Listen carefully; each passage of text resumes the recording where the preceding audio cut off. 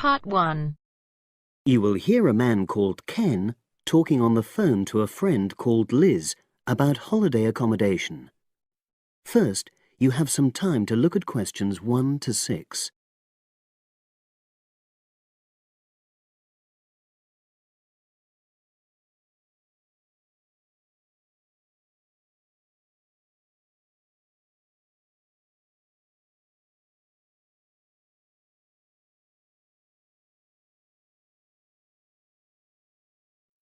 Now we shall begin. You should answer the questions as you listen because you will not hear the recording a second time. Listen carefully and answer questions 1 to 6.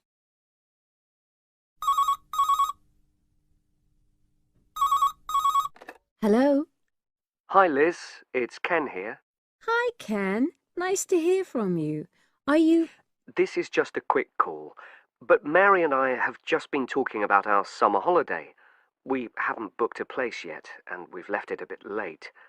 We were just wondering if you know of any holiday rentals in your area. It's so nice there. Well, yes.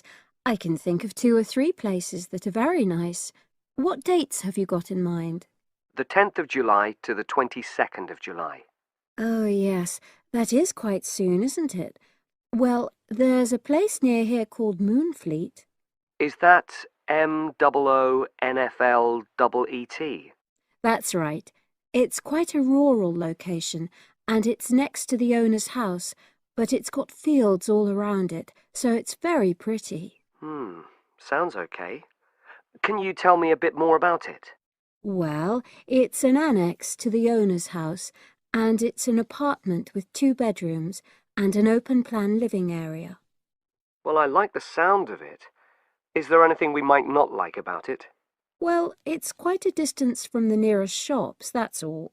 Okay. And... well, I'll tell Mary, but I don't think she'd mind that. Do you know how you book it? You have to book on the internet. There's a web address. It's www.summerhouses.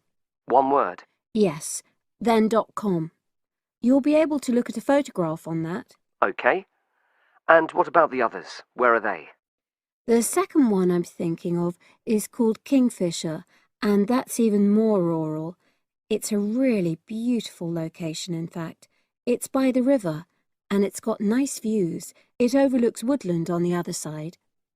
Is that an apartment? No, it's a 3-bedroomed house, and that's got a dining room as well as a separate living room and a kitchen. But I expect it's more expensive. You'll have to check the prices. It's probably a bit bigger than we need, but our nephew might be joining us. We're not sure yet. How do you book Kingfisher? You have to phone the owner directly. Shall I give you the number? I've got it here in my phone book.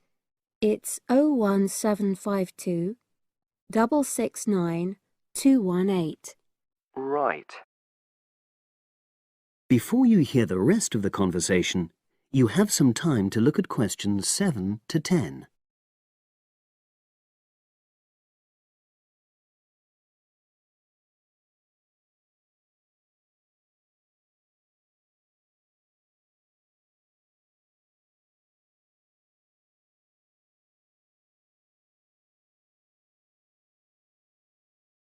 Now listen and answer questions 7 to 10. And you mentioned a third place? Yes, there's a house that my sister stayed in last year. It's called Sunnybanks. Nice name. And the location of that one is rather different. It's in the centre of a village, but it's a very small and quaint place. Did your sister like it? Oh, yes. It's by the sea, so her children really loved it. What's the accommodation like?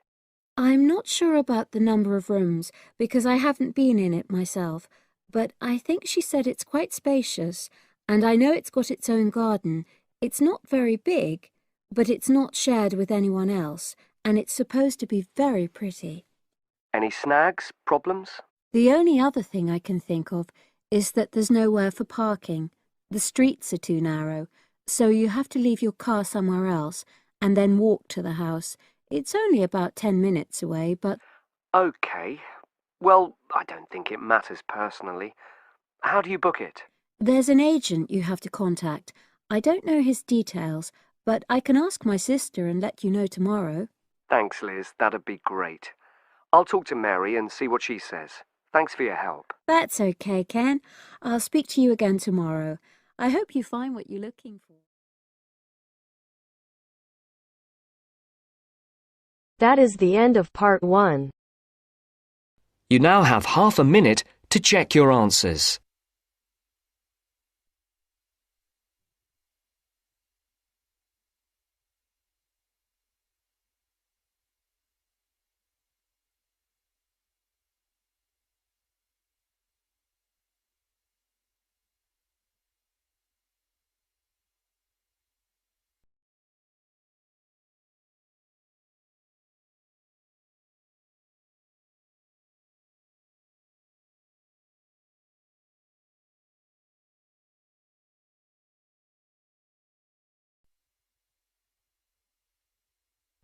Now turns to part 2. Part 2. You will hear a trainer giving a talk to people who want to learn outdoor survival skills. First, you have some time to look at questions 11 to 16.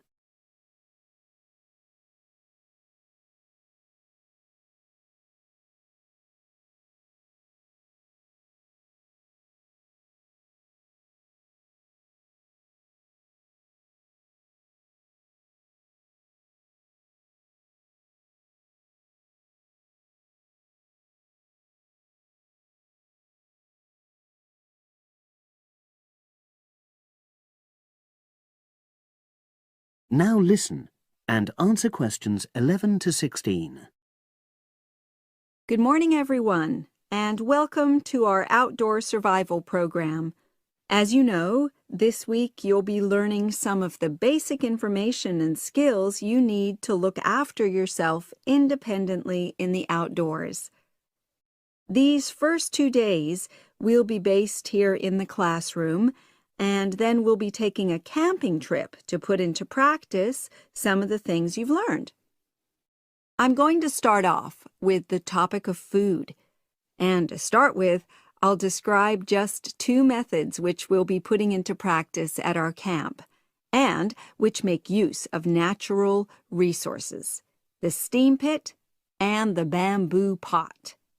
I've got 2 posters here to make things clearer, and I'll start with the steam pit here.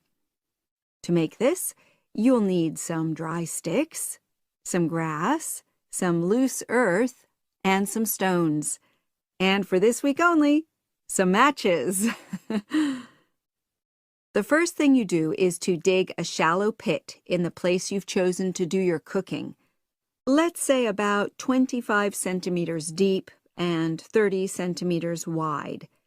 Your sticks have to be a bit wider than the pit because you have to put a line of them along the top from one end of the pit to the other. Before setting light to these, you take some large stones and arrange them on top. Then you start the fire and wait till the wooden platform burns through and the stones fall into the pit. At this point, brush away any pieces of hot ash from the stones. You can use a handful of grass, and then take another stick and push it down into the center of the pit, between the stones. After that, you cover the whole pit with a thick layer of grass. And then you can put your food on it, wrapped in more pieces of grass, like parcels. Finally, cover the whole thing with earth. You have to pat it firmly to seal the pit. Then all you have to do is take the stick out and pour a bit of water into the opening that it leaves. It should take about 4 hours for your food to cook, as it cooks slowly in the steam that's created inside the pit. Now you have some time to look at questions 17 to 20.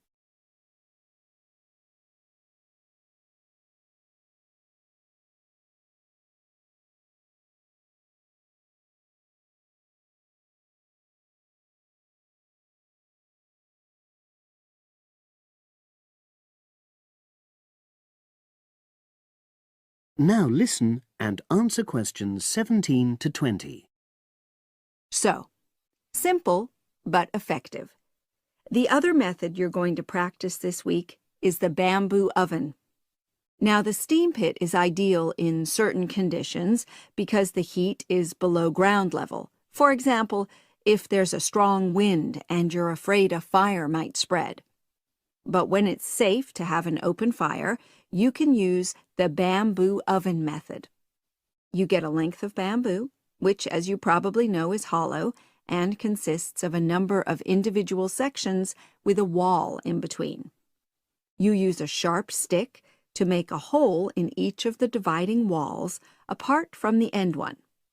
Then you lean the bamboo over a fire, with the top propped up by a forked stick and the bottom sitting on the ground. You pour enough water in the top to fill the bottom section, and then light a fire underneath that section to heat the water. Then you put your food inside the top section, and the steam coming up the bamboo through the holes you made cooks it. I'm going to move on now to food itself and talk about some of the wild plants you might cook. I'm going to begin with fungi. That's mushrooms and toadstools. I'm sure you'll be aware that some of these are edible and they're delicious, but some of them are highly poisonous. Now, whether they're poisonous or not, all fungi that you find in the wild should be cooked before eating, because that helps to destroy any compounds in them that might be mildly toxic. But be aware that any amount of cooking won't make poisonous varieties any safer to eat. Unless you can definitely identify a fungus, you should never eat it. It's not worth the risk. And you need to be really sure, because some fungi that are poisonous are very similar in appearance to certain edible varieties. They can easily be mistaken for each other. So, having said all that, fungi are delicious when they're freshly picked, and although they are only moderately nutritious, they do contain minerals which the body needs. I'll move on now to leafy plants, which are generally... That is the end of part 2.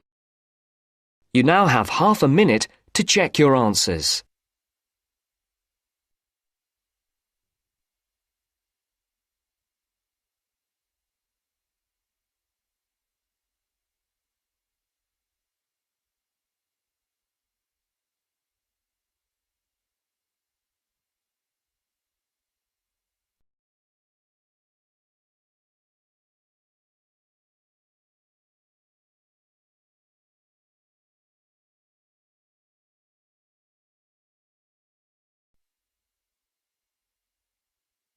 Now turns to part 3.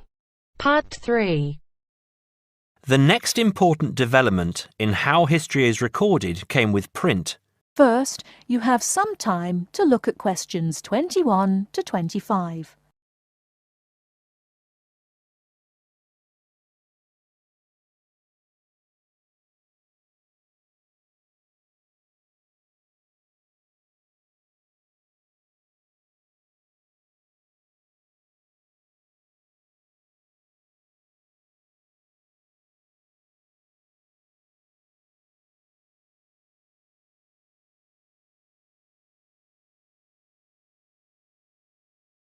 Now, listen carefully and answer questions 21 to 25.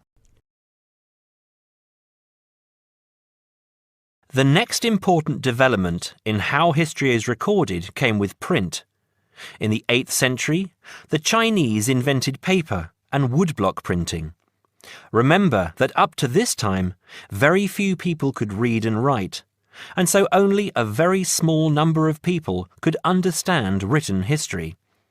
Suddenly, many books appeared, and many more people learnt to read. In the 14th century, the first printing press was invented in Germany. This reduced how long it took to produce books. The new printing technique quickly spread to other parts of the world. More books appeared, and even more people learnt to read. The first printed newspaper appeared in 1605, and the first daily newspaper in 1702. Now, people could read news stories soon after the event happened, and every event was recorded and stored. The problem with newspaper history is that newspaper reporters could tell the stories they wanted to tell, and not necessarily the truth. Photography was the next important development. We generally agree that photography was born in 1839. Some of the earliest photographs that the public saw were images of the American Civil War.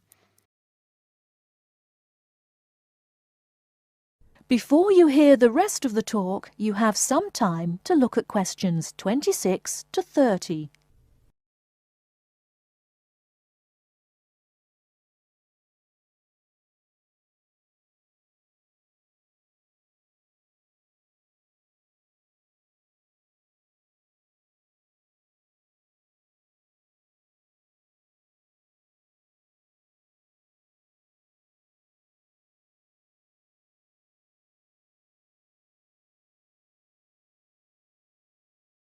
Now listen and answer questions 26 to 30.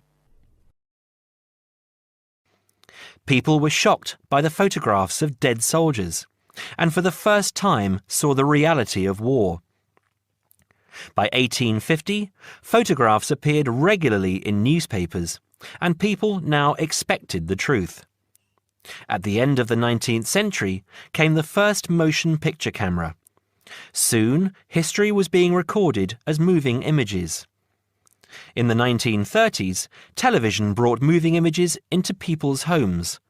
More and more people saw history as it happened, and more history was recorded. Today, of course, we expect that every event in the world is recorded. Satellite TV and the Internet allow people to watch any event, anywhere in the world, as it happens. It doesn't matter if the TV cameras are not there. People carry around mobile phones and can record any incident and then share it online. Families have their own video cameras and record their own history. Children now grow up watching their parents and grandparents on film. I'm sure you'll agree that the transition from storytelling to what we have today has been dramatic, and I hope that... That is the end of part 3. You now have half a minute to check your answers.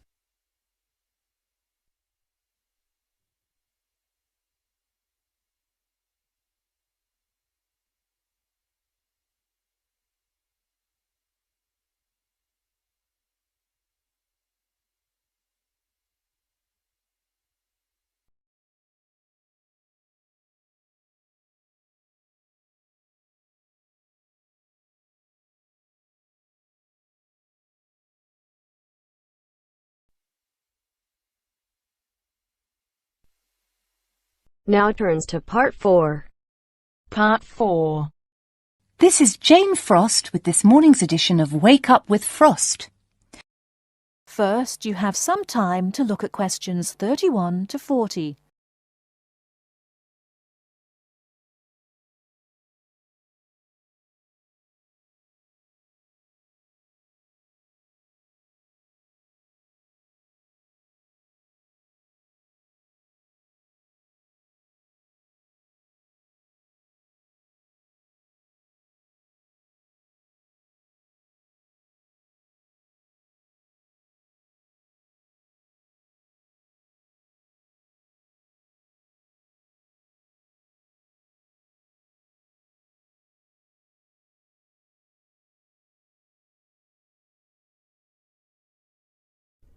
Now listen carefully and answer questions 31 to 40. Good morning. This is Jane Frost with this morning's edition of Wake Up with Frost. As you all know, for the last week we've been running a survey trying to find out what you, the listeners, think is the greatest invention of the last 200 years. The response has been amazing, double the amount we had last year, so thanks to all of you for taking part. We've had about 2,000 responses online and about the same on our phone lines. The lines are now closed, and this morning I can announce what the results were. So, here it is.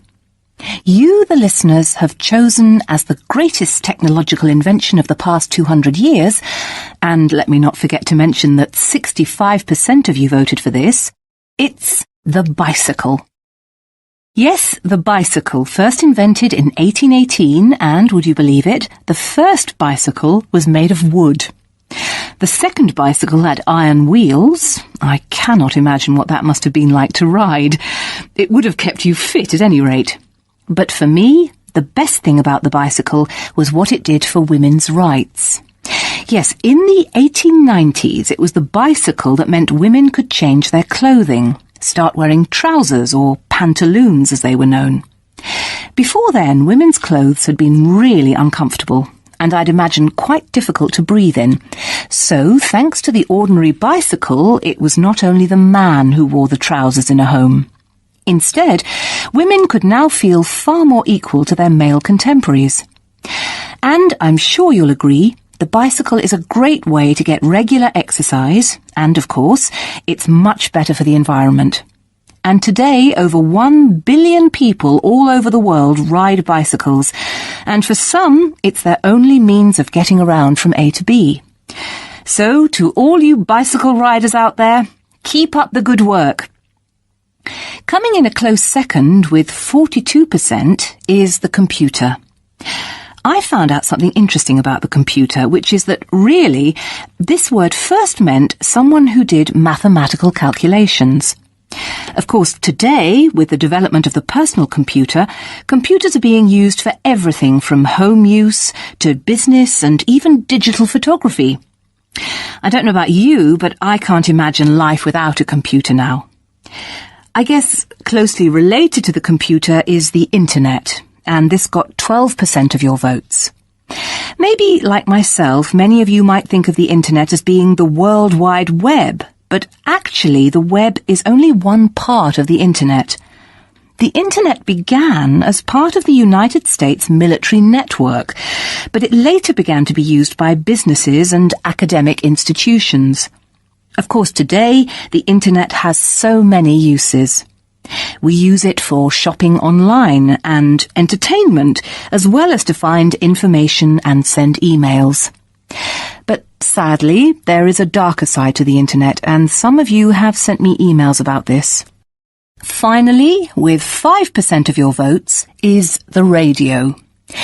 We think the radio was invented by Marconi in 1896, and he opened his first radio or wireless factory in the United Kingdom in 1898.